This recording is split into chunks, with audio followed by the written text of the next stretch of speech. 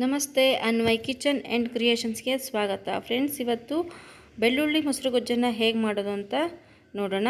ಈ ವಿಡಿಯೋ ನೋಡೋದಕ್ಕೂ ಮುಂಚೆ ನೀವಿನ್ನೂ ನನ್ನ ಚಾನಲ್ಗೆ ಸಬ್ಸ್ಕ್ರೈಬ್ ಮಾಡಿಲ್ಲ ಅಂದರೆ ಪ್ಲೀಸ್ ಸಬ್ಸ್ಕ್ರೈಬ್ ಮಾಡ್ಕೊಳ್ಳಿ. ಫ್ರೆಂಡ್ಸ್ ನೋಡಿ, ಇಲ್ಲಿ ಮೊದಲಿಗೆ ನಾನೊಂದು ಕುಟ್ಟಾಣಿ ಇಟ್ಕೊಂಡಿದ್ದೀನಿ. ಅದಕ್ಕೆ ಒಂದು 4 ಹಸಿಮೆಣಸಿನ್ಕಾಯಿನ ಹಾಕ್ಕೊಂಡಿದ್ದೀನಿ.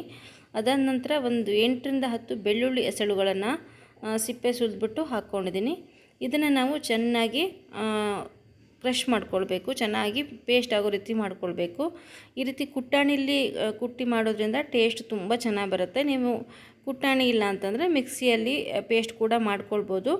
ನಾನು ಈ ಥರ ಕುಟ್ಟಾಣಿಲಿ ಚೆನ್ನಾಗಿ ಪೇಸ್ಟ್ ಮಾಡಿ ಆನಂತರ ಇದರಲ್ಲಿ ಗೊಜ್ಜು ಮಾಡ್ತಾಯಿದ್ದೀನಿ. ತುಂಬ ಟೇಸ್ಟಿಯಾಗಿರುತ್ತೆ. ಖಂಡಿತ ಈ ರೆಸಿಪಿಯನ್ನು ಟ್ರೈ ಮಾಡಿ ನೋಡಿ ಫ್ರೆಂಡ್ಸ್. ನೋಡಿ, ಇಷ್ಟು ಕ್ರಷ್ ಆದರೂ ಸಾಕು, ತುಂಬ ಪೇಸ್ಟ್ ಆಗಬೇಕು ಅಂತೇನೂ ಇಲ್ಲ. ಇವಾಗ ನೋಡಿ, ಇದನ್ನು ಒಂದು ಸ್ಪೂನಲ್ಲಿ ನಾವು ಇದನ್ನ ತೆಗೆದು ರೆಡಿ ಇಟ್ಕೊಳ್ಳೋಣ. ನೋಡಿ ಈ ರೀತಿ. ಇವಾಗ ನೆಕ್ಸ್ಟು ನಾನಿಲ್ಲಿ ಮೊಸರು ತೊಗೊಂಡಿದ್ದೀನಿ. ಒಂದು ದೊಡ್ಡ ಕಪ್ ಆಗುವಷ್ಟು ಮೊಸರನ್ನು ಬೌಲಲ್ಲಿ ಹಾಕಿಟ್ಕೊಂಡಿದ್ದೀನಿ.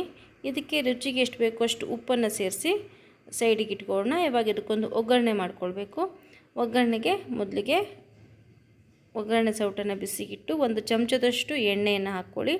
ಅದಕ್ಕೆ ಒಂದು 1/4 ಟೀ ಸ್ಪೂನ್ ಸಾಸಿವೆ, ಅದಾದ ನಂತರ ಒಂದು 1/4 ಟೀ ಸ್ಪೂನಷ್ಟು ಜೀರಿಗೆ, ಜೊತೆಗೆ ಜೀರಿಗೆ ಮತ್ತು ಸಾಸಿವೆ ಎಲ್ಲ ಸ್ವಲ್ಪ ಕೆಂಪಾದ ಮೇಲೆ ಅದಕ್ಕೆ ನಾವು ಮಾಡಿಟ್ಟಿರುವಂಥ ಬೆಳ್ಳುಳ್ಳಿ ಮತ್ತು ಹಸಿಮೆಣಸಿನ್ಕಾಯಿ ಪೇಸ್ಟನ್ನು ಹಾಕ್ಕೊಂಡು ಸ್ವಲ್ಪ ಪರಿಮಳ ಬರೋವರೆಗೂ ಫ್ರೈ ಮಾಡ್ಕೊಳ್ಬೇಕು. ಬೆಳ್ಳುಳ್ಳಿ ಸ್ವಲ್ಪ ಗೋಲ್ಡನ್ ಕಲರ್ ಬರೋವರೆಗೂ ಫ್ರೈ ಮಾಡಿಕೊಂಡು ನೋಡಿ, ಇಷ್ಟಾದರೆ ಸಾಕು. ಇವಾಗ ಇದನ್ನು ನಾವು ಮೊಸರೊಂದಿಗೆ ಮಿಕ್ಸ್ ಮಾಡ್ಕೊಳ್ಳೋಣ. ಇದು ನಿಮಗೆ ಖಾರವಾಗಿ ಮಾಡಿಕೊಂಡ್ರೆ ತುಂಬ ಚೆನ್ನಾಗಿರುತ್ತೆ. ಸಿಹಿ ಮೊಸರು ಅಥವಾ ಹುಳಿ ಮೊಸರು ಯಾವುದಾದ್ರೂ ಓಕೆ, ಯಾವುದ್ರಲ್ಲಾದರೂ ಮಾಡ್ಬೋದು. ಸ್ವಲ್ಪ ಗಟ್ಟಿಯಾಗಿರೋ ಮೊಸರಲ್ಲಿ ಮಾಡಿದ್ರೆ ಟೇಸ್ಟು ತುಂಬ ಚೆನ್ನಾಗಿ ಬರುತ್ತೆ.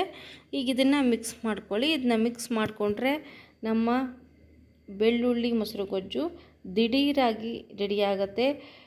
ತುಂಬ ಟೈಮ್ ಕೂಡ ಬೇಡ. ಮೊಸರು ಒಂದು ಇದ್ದರೆ ಆಯಿತು, ಬೇಗ ಆಗುವಂಥ ರೆಸಿಪಿ. ಬಿಸಿ ಬಿಸಿ ಅನ್ನೋದೊಂದಿಗೆ ಕಲಿಸ್ಕೊಂಡು ತಿನ್ನಲಿಕ್ಕೆ ತುಂಬಾ ಚೆನ್ನಾಗಿರುತ್ತೆ. ಹುಳಿಯಾಗಿ ಖಾರವಾಗಿ. ಖಂಡಿತವಾಗಿಯೂ ಈ ರೆಸಿಪಿಯನ್ನು ಟ್ರೈ ಮಾಡಿ ಹೇಗೆ ಬಂತು ಅಂತ ಕಮೆಂಟ್ ಮೂಲಕ ತಿಳಿಸಿ.